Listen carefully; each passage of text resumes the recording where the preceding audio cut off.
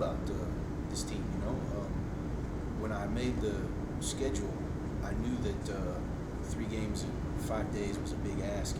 It's a pretty tough thing to do. But that's just the way. That's just where the games could fit in with our opponents. So I'll always choose playing more over not playing. So we want to play 18 games. The girls want to play 18 games, so we had to squeeze them in. 2 of those were on the road. So, I thought they did really well, we went to Shawnee and played Oklahoma Baptist. That's a pretty good team. I told you guys they'd be better than their record, and we were up 3-0 pretty quickly. So that turned into a fairly easy day. Southwestern Oklahoma, we missed our chances. We created 4 or 5 chances really early in the game, and we missed it. And in our sport, goals change games. So since we didn't have any goals, it kind of changed that game a little bit. And that one became a little more difficult than I suspected. And that's the day we gave up our first goal. But we found a way to win that day too, and we drove home. And then we played Saturday here against Pueblo and scored some goals. And just like you said, Reagan got another shutout. And I just saw when I was sitting back there behind you guys that Asha got the offensive weekly award and Reagan got the goalkeeper weekly award. So I guess it's about time some of those kids got recognized in our conference. You mentioned it, obviously, good, Asha coming in with Lone Star Conference preseason player of the year. She's been fantastic so far. What have you seen from her on the attacking side there?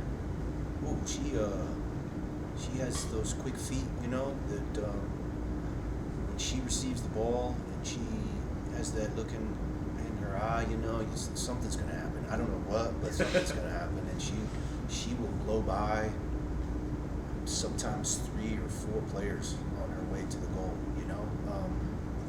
I guess that's physically exhausting when you start doing that, because we're trying to figure out why she doesn't do it more. Because when she does, you're like, man, that was too easy. I should do that again, right? But no, she's fun to watch, man. Even for a coach. I guess deep down I'm still a soccer fan, but she's just fun to watch. So I was proud that the conference finally recognized her. Maria has more goals than she does.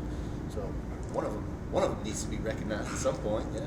Well, that pairing has been fantastic, and Asha, I believe, assisted her on a couple of goals for her this weekend. What have you seen from those two working together on that side of the ball? Yeah, and on the flip side, Maria has assisted some of Asha's goals too.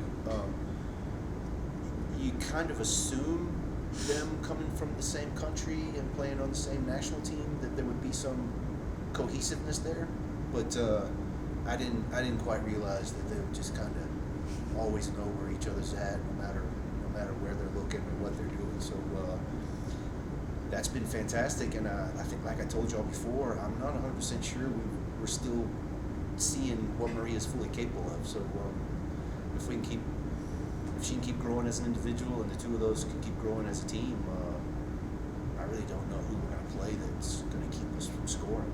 But we just have to keep working on our defending, like I told you guys a month ago. Thank you. Yeah, man. All right, you got like 11 days off now after 3 to 5 days. What do you use the time off for?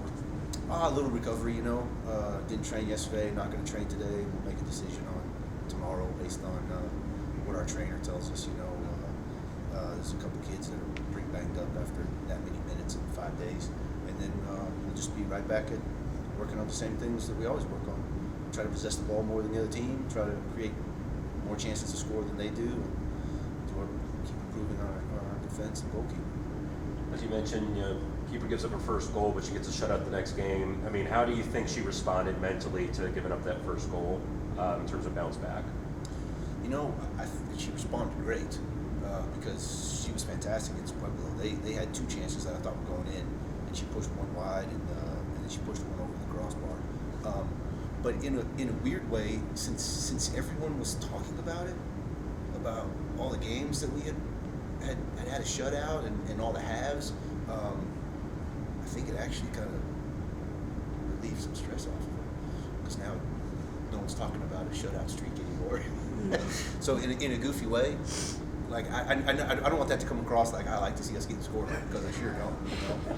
But in a goofy way, I think it actually just kind of even helped her even relax a little bit more and just keep focused on getting better instead of focusing on stats and shutout streaks.